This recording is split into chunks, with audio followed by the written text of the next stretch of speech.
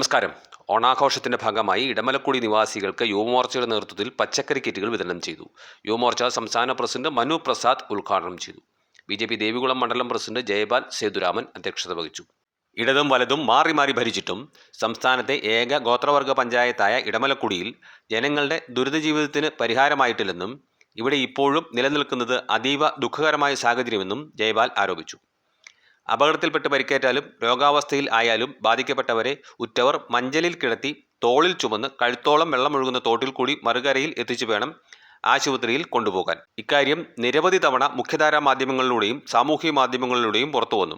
എന്നിട്ടും സർക്കാർ കാര്യമായ നടപടികൾ സ്വീകരിച്ചിട്ടില്ല. മേഖലയിലെ വാഹന ഗതാഗതം സുഗമമാക്കിയാൽ പോലും ഇവിടുത്തെ പ്രശ്നങ്ങൾ ഒരു പരിധിവരെ പരിഹരിക്കാം. ഇതിനായി മുഖ്യമന്ത്രി ഉൾപ്പെടെയുള്ളവർ അടിയന്തര നടപടികൾ സ്വീകരിക്കണം, ജയ്പാൽ ആവശ്യപ്പെട്ടു. യുവമോർച്ചയുടെ ജില്ലാ ഭാരവാഹികളായ ഗോകുൽ, സുമേഷ്, മണി തുടങ്ങിയവർ ചടങ്ങിൽ പങ്കാളികളായി. News desk, Marayoor vision.